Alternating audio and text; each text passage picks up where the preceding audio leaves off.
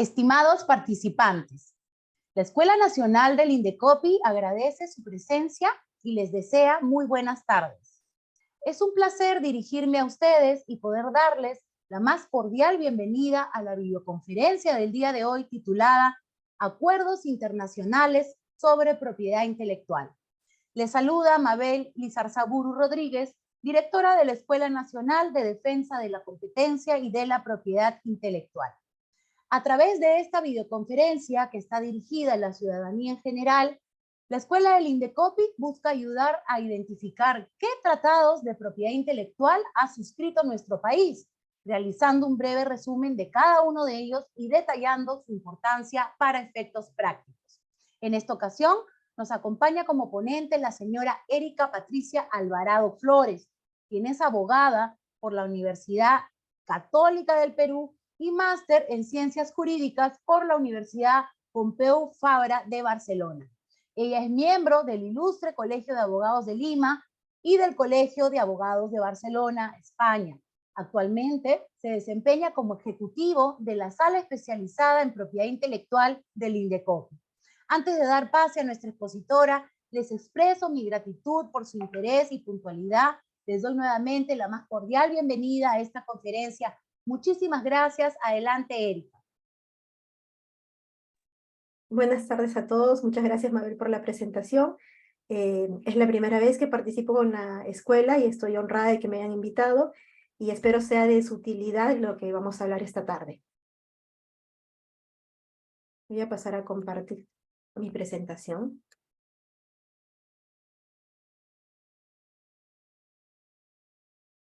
No sé si se ve bien o falta...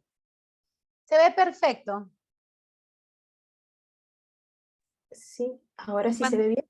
Sí, estimada docente, en la parte de configuración de visualización, en la parte superior. A ver, esperen un momentito.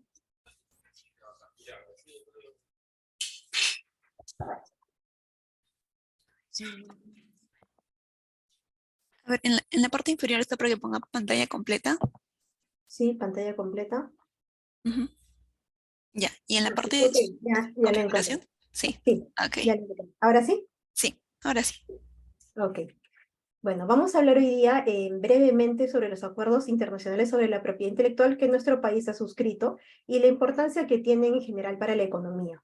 Es una gran cantidad de acuerdos internacionales que Perú forma parte. Yo solo daré unos cuantos pincelazos sobre algunos de los convenios o acuerdos internacionales que considero más importantes, porque sería muy poco tiempo para hablar de tantos. En primer lugar, quiero hacer una aclaración, que los comentarios que yo vertiré esta tarde forman parte de mi punto de vista y no necesariamente son la opinión ni de Indecopi ni de la Sala Especializada en Propiedad Intelectual, que es el área en el que yo trabajo en Indecopi. Hoy hablaremos sobre 3 puntos. Primero hablaremos sobre las nociones básicas de propiedad intelectual, luego la relación que existe entre la propiedad intelectual y el desarrollo de los mercados, y posteriormente pasaremos a hacer un breve resumen de los principales acuerdos de propiedad intelectual suscritos en nuestro país a nivel internacional, Comunidad Andina, así como tratados de libre comercio. Vamos a iniciar con los conceptos generales de propiedad intelectual. La propiedad intelectual, sabemos, es una asignación de propiedad. ¿Qué quiere decir? Que me dan un derecho de exclusiva sobre bienes intangibles que no podemos tocar, de naturaleza creativa, como las invenciones, como los derechos de autor, y ¿cuál es el fin de esto? Promover un desarrollo cultural, social, comercial y económico. Por lo tanto, este desarrollo que se va del derecho de propiedad intelectual no solamente queda entre los privados, sino que forma parte de las relaciones comerciales, no solamente de privados, sino también de los países. La propiedad intelectual se divide en 3 grandes ramas. Probablemente muchos de ustedes ya lo saben, que tienen interés en la propiedad intelectual. Tenemos la propiedad industrial, los derechos de autor y los derechos sui generis. Dentro de la propiedad industrial tenemos las nuevas creaciones, las invenciones y los signos distintivos. Las nuevas creaciones e invenciones se ven en Indecopi por la Dirección de Invenciones y Nuevas Tecnologías y de signos distintivos por la Dirección de Signos Distintivos. Dentro de cada uno de estos podemos encontrar en invenciones las patentes de invención, los modelos de utilidad y los diseños industriales. Dentro de los signos distintivos tenemos las marcas, lemas comerciales, nombres comerciales y denominaciones de origen.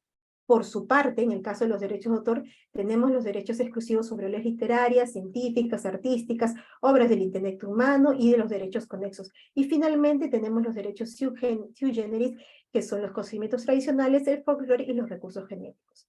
Yo particularmente trabajo en la sala especializada de propiedad intelectual, que vemos como segunda instancia todas las materias contenciosas de invenciones, de signos distintivos y de derechos de autor. Posteriormente a la sala, si alguien quiere impugnar nuestras resoluciones, tendría que irse a un contencioso administrativo.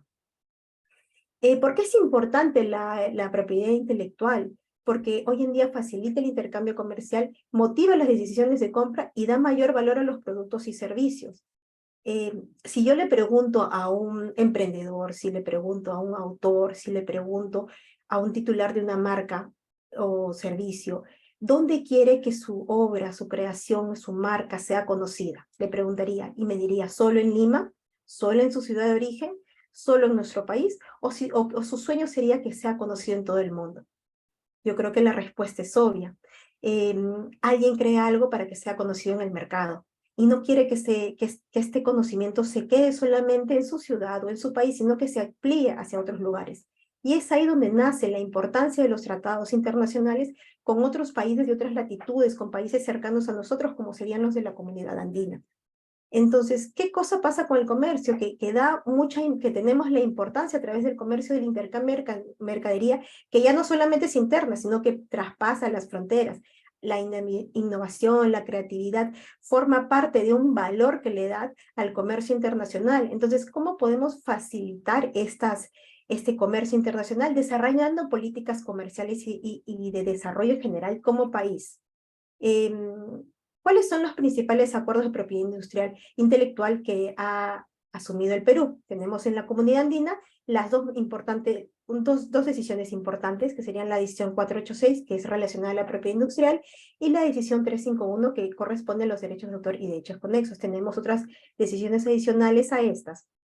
En la OMPI tenemos el Convenio de París, Convenio de Berna, Convenio de Roma y otros tratados adicionales, y ante la OMC tenemos los acuerdos sobre los aspectos de propiedad intelectual relacionados al comercio. Entonces, esta tarde vamos a tratar de desarrollar algunos de estos, son muchos más que estos, es solamente unas pinceladas que queremos dar, algunos de los que he considerado los más importantes para el tema de la propiedad intelectual.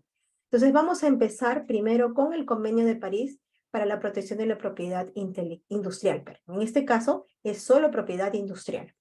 Entonces, ¿qué pasa? Hay una revolución industrial a finales del siglo XVII y principios del siglo XIX y supone un cambio definitivo del nivel mundial, pues pasamos de una economía manual a una dominada por la industria, por la manufactura. ¿Y qué pasa? Comienza a desarrollarse la innovación tecnológica como parte de este desarrollo fabril. Entonces, traen consigo qué pasa cuando uno comienza a desarrollarse y crece. Nuestros mercados se quedan chiquitos. Queremos ir más allá, vamos a un mercado exterior. Queremos que nuestras relaciones se amplíen y ya no sean solamente en nuestra ciudad, sino que sean entre países.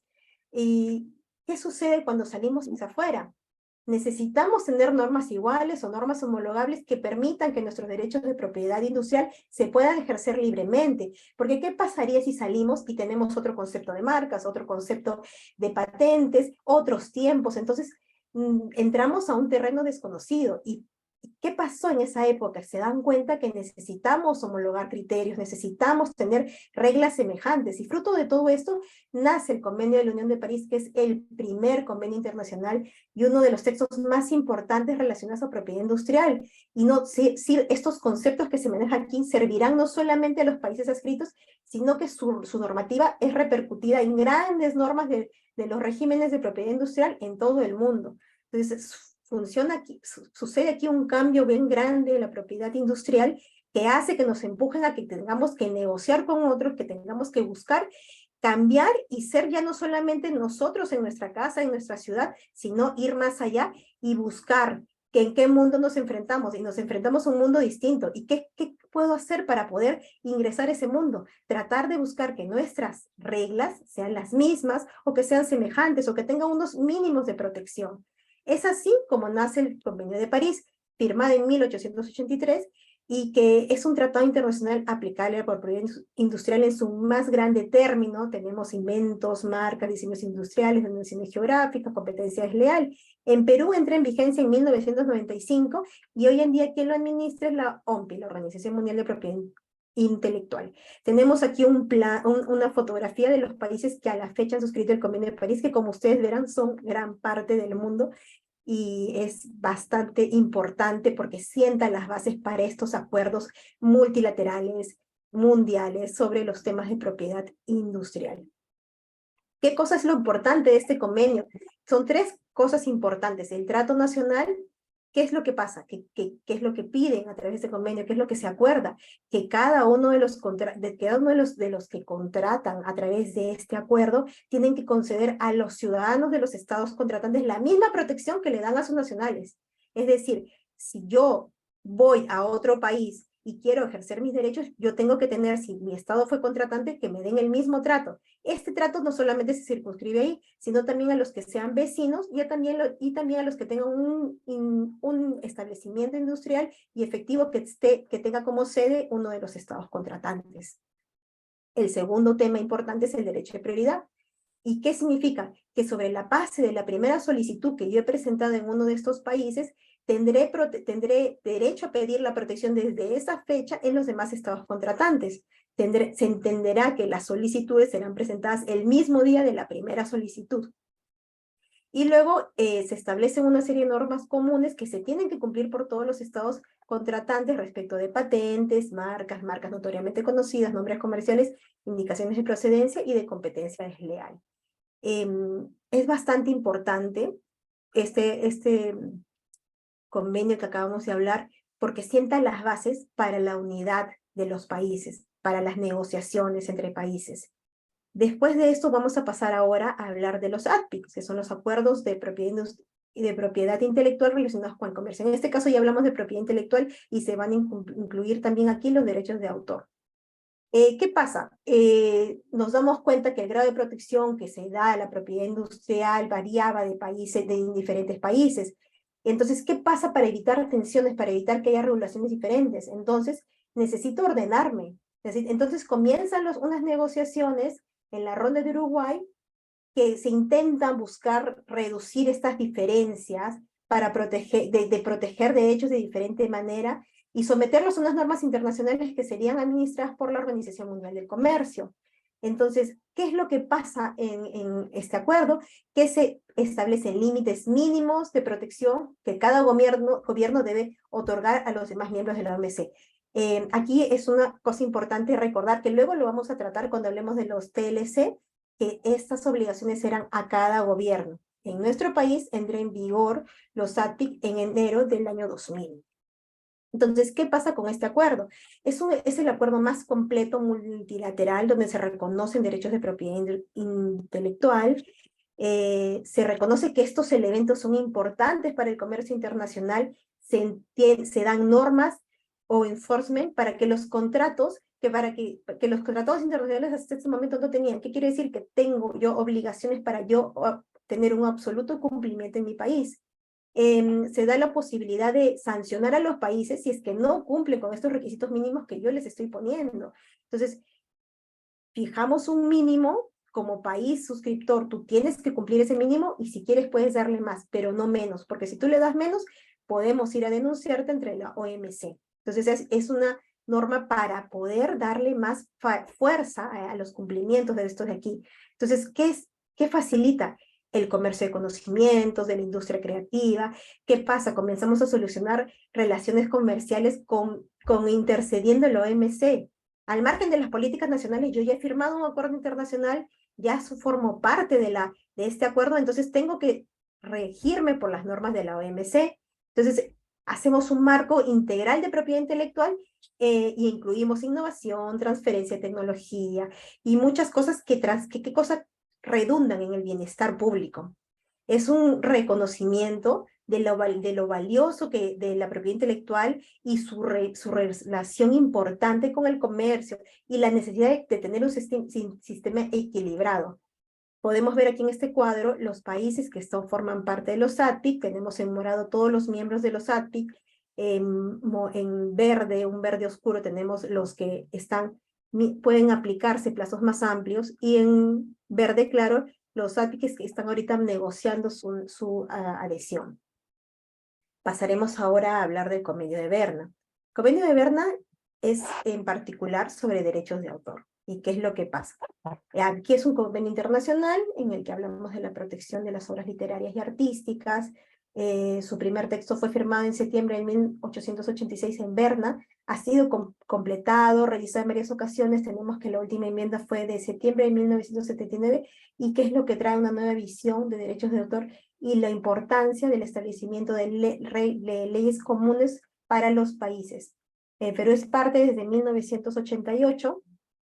¿Y qué es lo que, quién puede ser protegido por Berna? Un autor originario de uno de los países de la Unión, alguien que haya publicado su creación por primera vez en algún otro país de la Unión, o alguien que viva dentro del país de la Unión.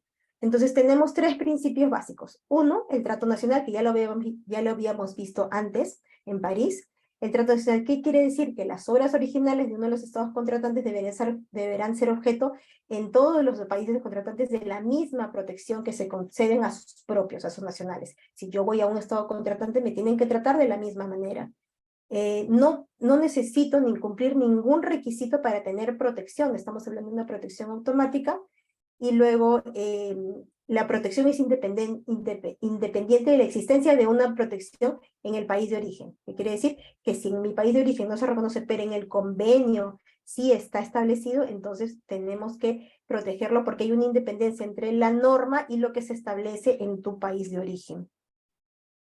¿Qué es lo que entiende por a quiénes se otorga esta protección? Tenemos esta protección a todas las producciones en el campo literario, científico, artístico, o cualquiera sea el modo o forma de expresión. Estamos hablando de libros, folletos, conferencias, alocuciones, sermones, obras dramáticas, coreográficas, pantomimas, composiciones musicales sin letras.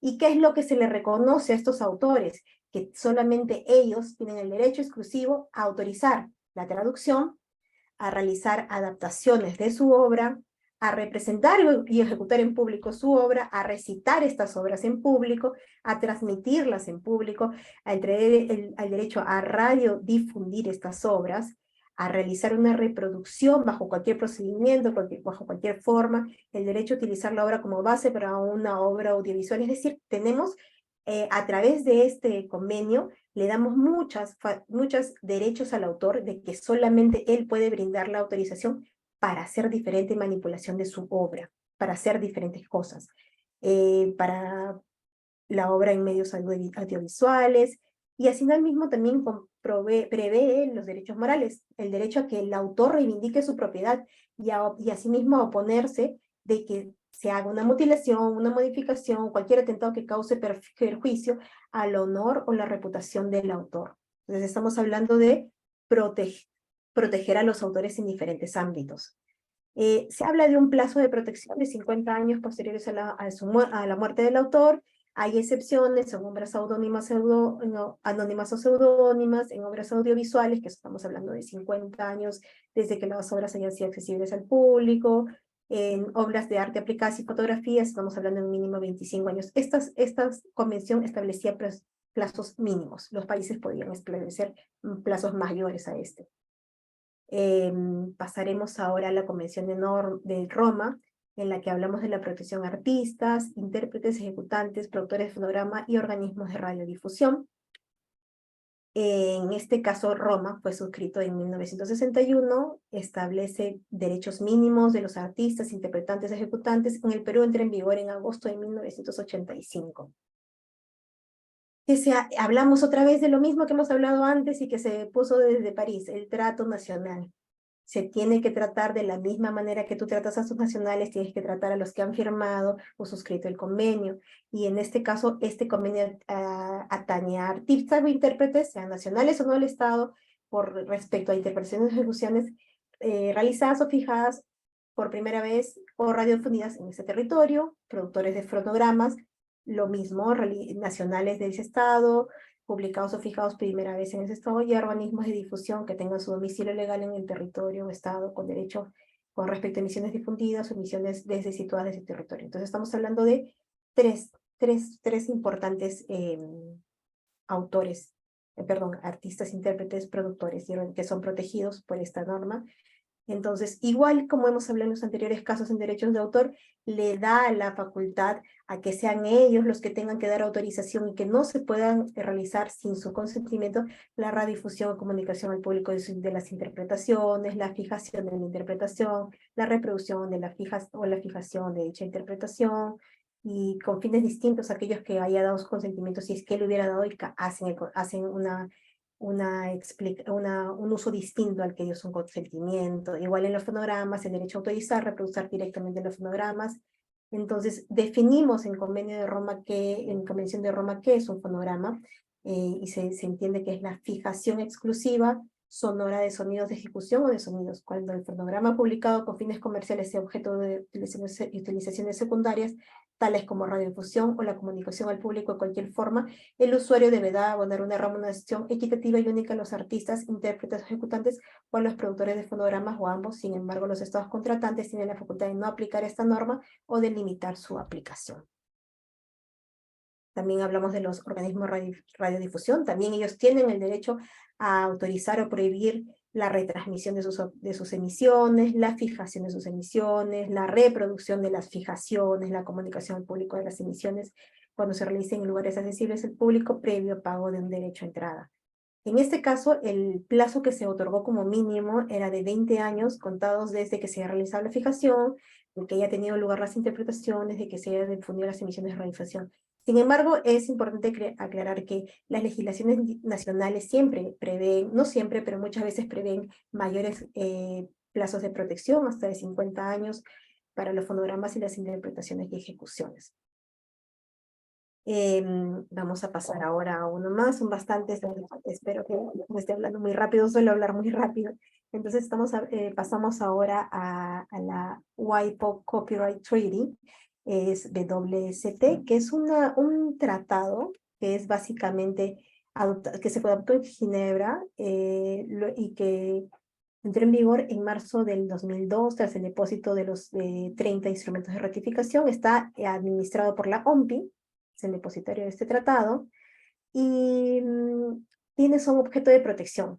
Y es más reciente, hay diferentes formas de proteger, diferentes formas de creaciones de autores, y entonces aquí ya se promueven programas de ordenador, con independencia de su modo, forma de descripción, compilaciones de datos, es decir, las bases de datos, y de cualquier forma de selección de información que tenga un carácter intelectual. Entonces, ¿qué derecho le otorgan? El derecho a autorizar la puesta a disposición del público, el derecho a alquilar estas obras, y el tratado. ¿Qué es lo que establece el tratado? Que las partes tienen que pedir recursos jurídicos para eludir medidas tecnológicas, para que no se eluda este derecho de autor y que puedan ser difundidas o masificadas. Sabemos que los programas de ordenador son pirateados, entonces se les da a las partes contratadas la facultad de que ellos prevean recursos jurídicos para tratar de eludir estas acciones con medidas tecnológicas. Y pasamos ya, terminamos el ámbito del derecho internacional, de los tratados internacionales, tratados suscritos por muchos países, algunos como la ATPIC, administrados por la OMC, otros administrados por la Organización Mundial de la Propiedad Intelectual, a las decisiones adoptadas en el marco de la Comunidad Andina de Naciones. Les recordamos que la Comunidad Andina de Naciones está conformada por Colombia, Perú, Ecuador y Bolivia. Entonces, el marco de la Comunidad Andina de Naciones también, ¿qué es lo que se busca? Encuentran que en el mercado tenemos mucha legislación respecto a propiedad intelectual diversa. Y entonces, si vamos a hacer un grupo que vamos a coordinar, queremos tener políticas semejantes, que queremos apoyarnos para avanzar, para tener un mejor mercado hacia afuera, ¿qué necesitamos? Armonizar nuestra legislación respecto de ciertas materias relacionadas al comercio. Una de estas materias, ¿cuál es? La propiedad intelectual. Entonces, Queremos que nuestras legislaciones importantes respecto a la propiedad intelectual estén estandarizadas para que luego yo cuando salga al mercado pueda tener reglas semejantes y facilite mi comercio con otros países de la comunidad andina. Entonces, queremos que tenga mayor inversión, quiero que haya más flujo de capitales, pero para eso, ¿qué necesito? Que tengamos unas normas semejantes para que se puedan lograr. Entonces, a través de esto, comenzamos a negociar y vemos qué es lo que necesitamos para avanzar. Hay muchas decisiones que han sido tomadas por la comunidad andina, pero en particular tenemos dos importantes. En mi caso, que trabajo en la sala y que veo más expedientes de propiedad industrial, tenemos la decisión 486, que es una que utilizamos a diario, y que es un régimen común de propiedad industrial para los países andinos, que hemos señalado antes que eran Ecuador, Perú y Bolivia, y que tienen una estructura sustancial y procesal. Es decir, que nos explica los alcances de estos derechos, qué derechos otorgamos a cada uno de estos, de las figuras de propiedad industrial, como las marcas, como las patentes, y luego tenemos que, además de los alcances y obligaciones que tenemos, también tenemos procedimientos, como registro de la marca, como inicio una acción de cancelación, como anulo una marca.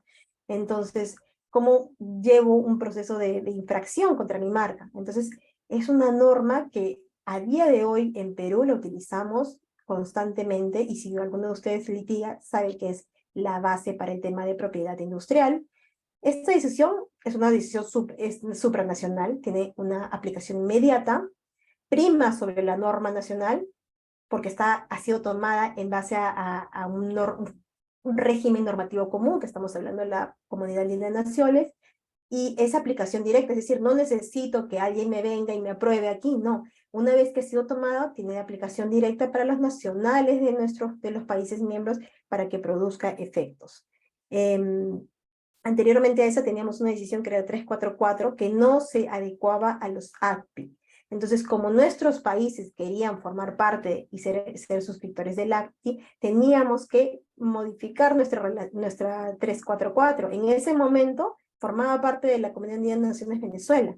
Entonces, comienzan a negociar porque había un porcentaje de las normas que no se adecuaban a ACPI.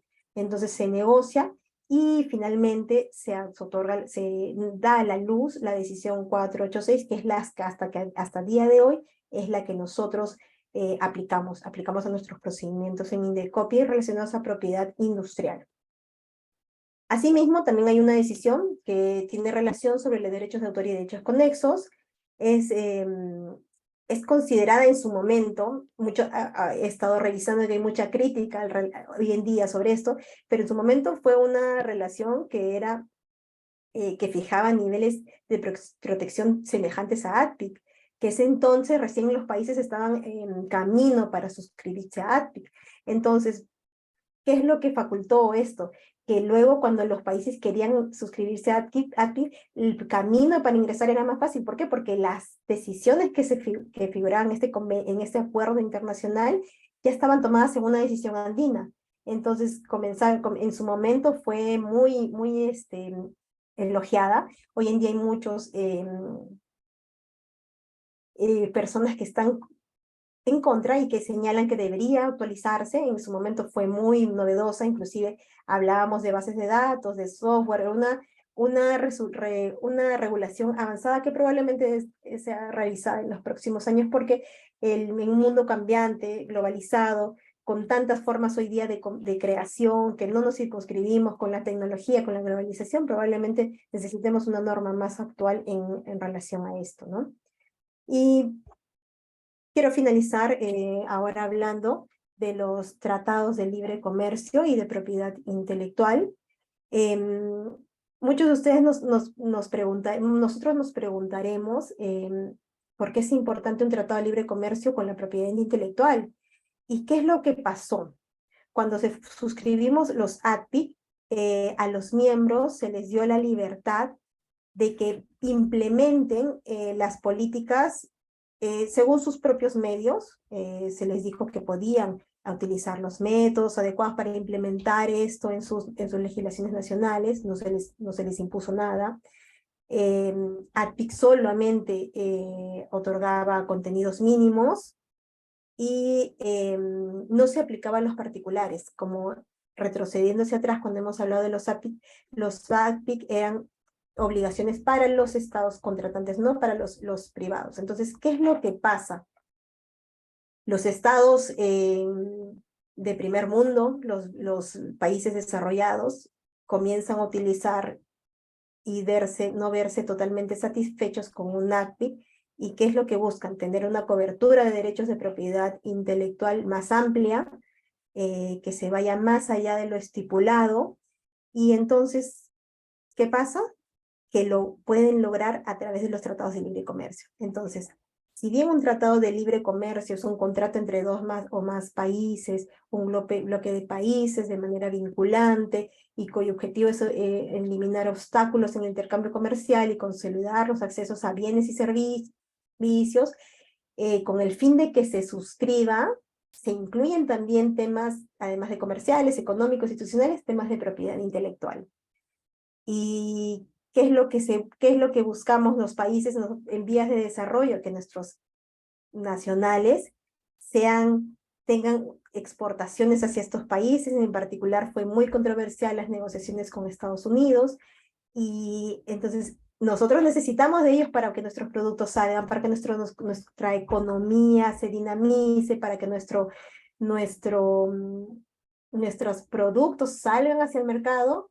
Pero por otro lado, ellos no dan, digamos, algo gratis, sino necesitamos también obtener otras cosas. Entonces se negocia aquí y amplían coberturas que estaban inicialmente en un APIC, en un tratado internacional, y reclaman muchas cosas más, ¿no? Aumentan los contenidos mínimos y empiezan las negociaciones que fueron, en el caso del TLC, fueron muy cuestionadas, pero que finalmente se logró firmar, que dieron lugar la firma del TLC a modificaciones legislativas, pero que finalmente, y contrariamente a lo señalado por sus detractores, sí fue una gran herramienta de desarrollo, y hoy en día se están suscribiendo tratados de libre comercio con otros países, con otros de otras latitudes. Entonces, ¿qué es lo que pasa con un TLC? Si bien es cierto, se negocian cosas de propiedad intelectual, y por eso es que estamos hablando hoy en día de eso, hay un acceso preferente para nuestros nacionales de las exportaciones de otros mercados,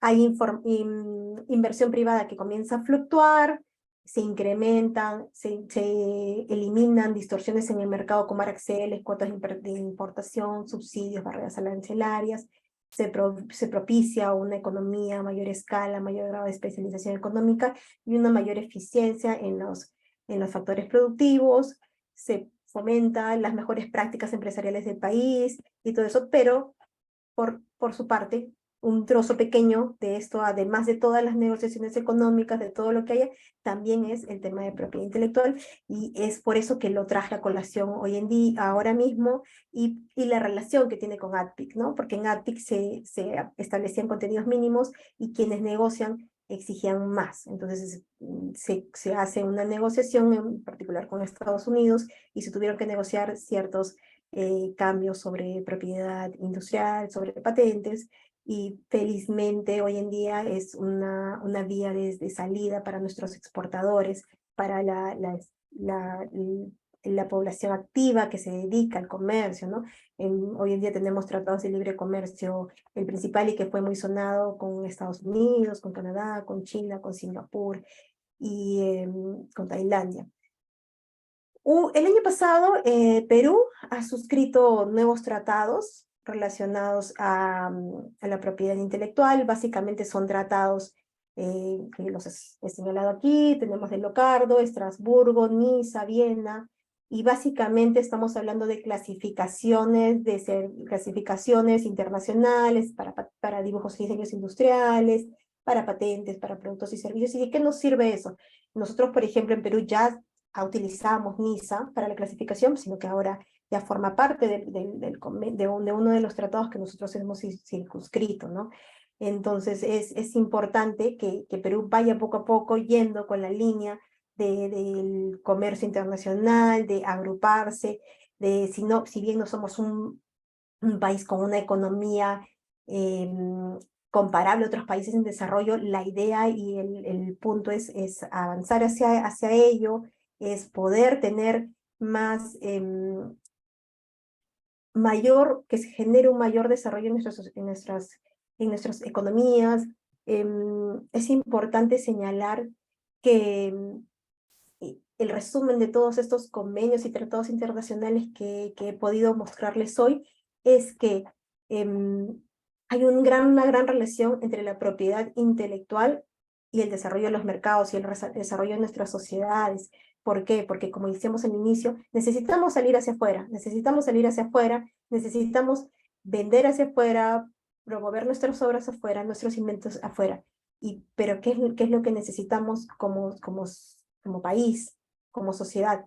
Que podamos enfrentarnos a un mercado en condiciones semejantes, que tengamos reglas semejantes, que podamos enfrentarnos y saber qué situación estamos tocando, qué situaciones estamos, bajo qué circunstancias estamos viviendo.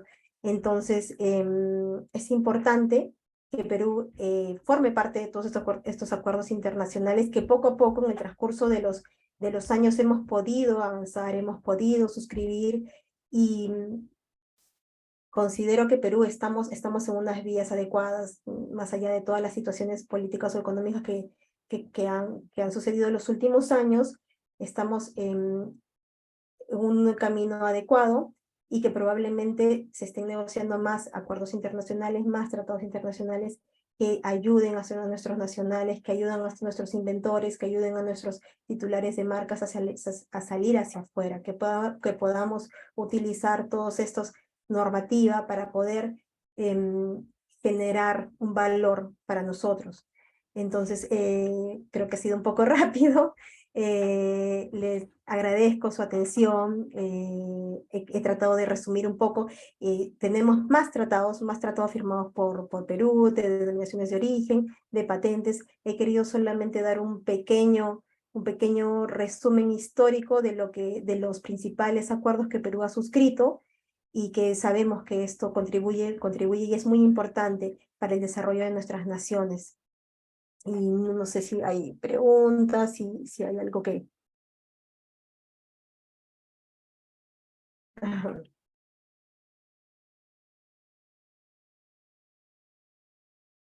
Sí, un momento, por favor.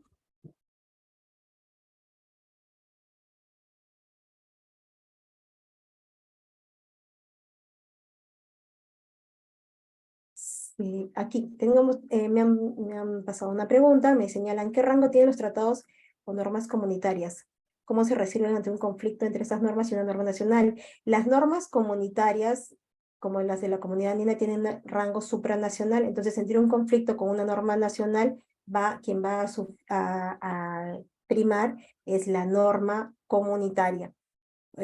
Como hemos señalado antes en el tema de la Comunidad Andina, estas normas son supranacionales.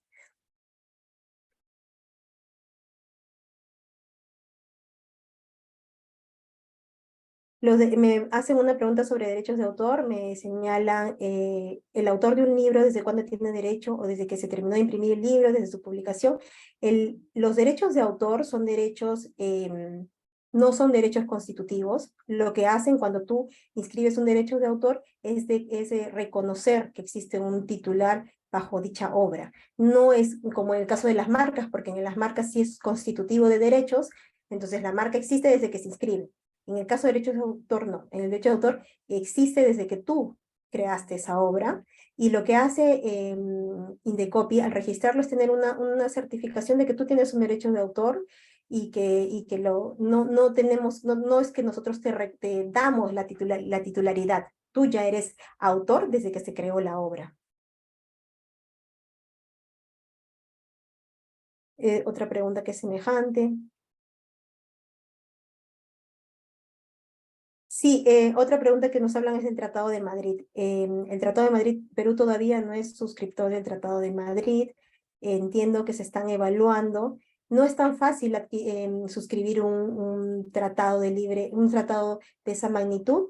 Se tendría que hacer muchas modificaciones legislativas, se tendría que ver la pertinencia y la relación que tiene con las normas propiedad intelectual e industrial que tenemos en el país. Entonces, no es que haya una dificultad, sino que se está negociando, probablemente en unos años se pueda dar, pero en este momento no es todavía aplicable el Tratado de Madrid a Perú. Tenemos, sí.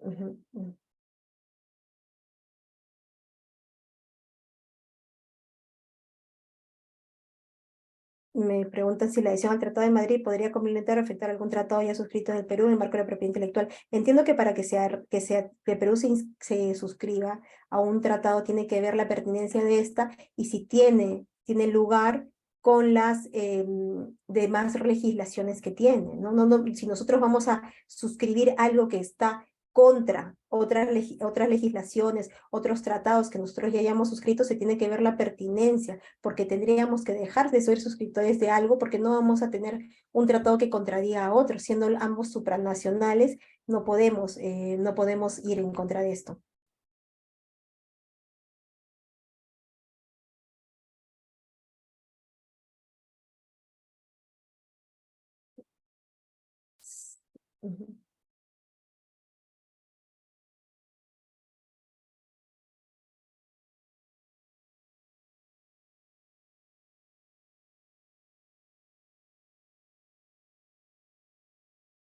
Me hacen una pregunta en relación a marcas, me hablan de que si yo creo una marca en el 2010 y otra persona lo inscribe en el 2011 y yo recién me entero después, hay un derecho preferente como SUNARP.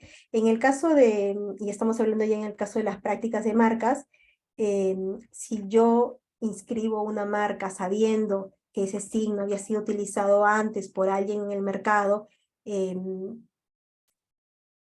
yo puedo solicitar la nulidad de esa marca por mala fe. Entonces, estamos hablando de un tema diferente al que estamos hablando ahora, pero si es que yo utilicé un signo en el mercado y puedo acreditar que la otra persona lo sabía, que conocía que este signo ya era mío, ya lo estaba utilizando en el mercado para determinadas actividades, entonces puedo lograr una nulidad de mala fe. Entonces, no es que porque esté inscrito ya esa marca se va a quedar para siempre. Si yo tengo la forma de alegar una mala fe, de alegar un nombre comercial anterior, entonces podría anular el registro de una marca.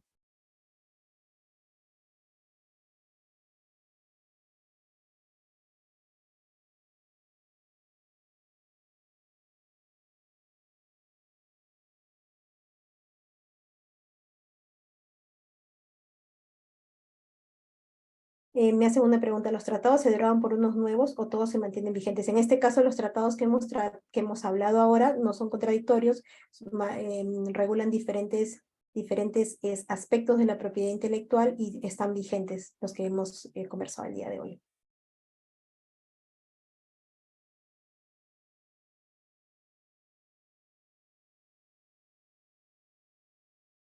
Me hacen otra pregunta sobre las marcas. Me dicen si son marcas parecidas, pero en diferentes sectores se puede ser usado en una marca similar. Sí, estamos hablando de conflicto entre marcas que puedan distinguir productos y servicios diferenciados. Entonces, tenemos una clasificación internacional y puede ser que en diferentes clases esté registrada la misma denominación, por ejemplo. ¿Y qué es lo que sucede? En este caso, si no hay productos vinculados, qué sé yo, por ejemplo, estamos hablando de una máquina podadora de césped versus lentes de sol.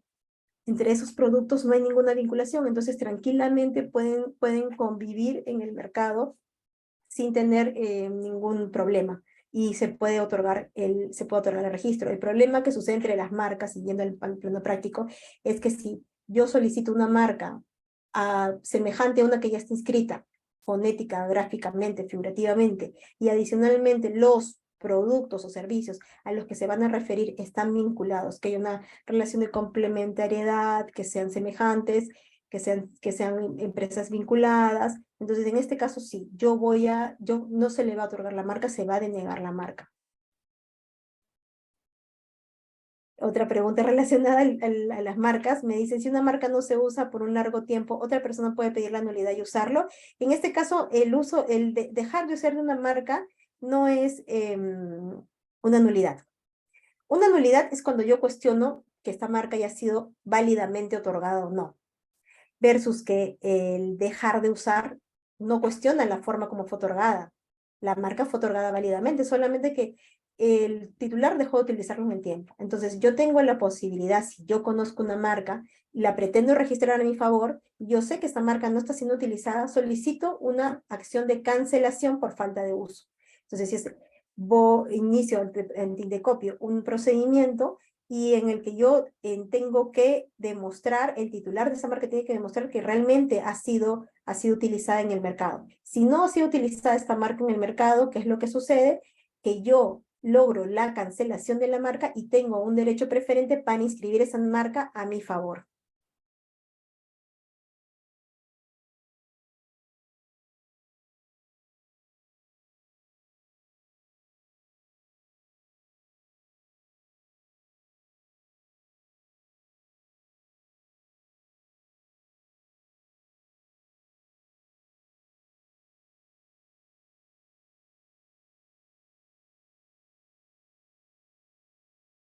Ya me he señalado que esas han sido las preguntas de la tarde de hoy.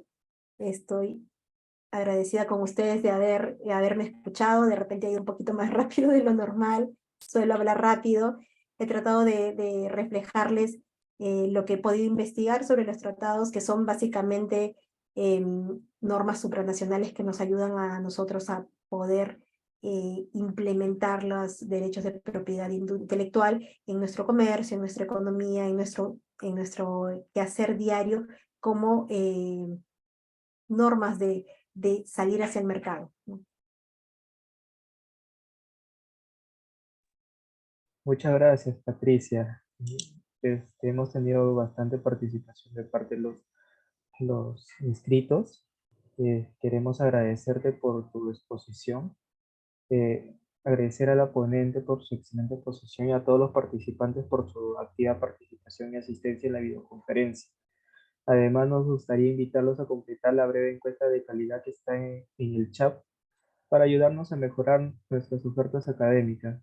También queremos recordarles que pueden visitarnos en nuestra página web www.escuela-indecopy.edu.pe. Lo repito, www.escuela-indecopy.edu.pe, para mantenerse al día con las últimas novedades en cuanto a nuestras ofertas académicas.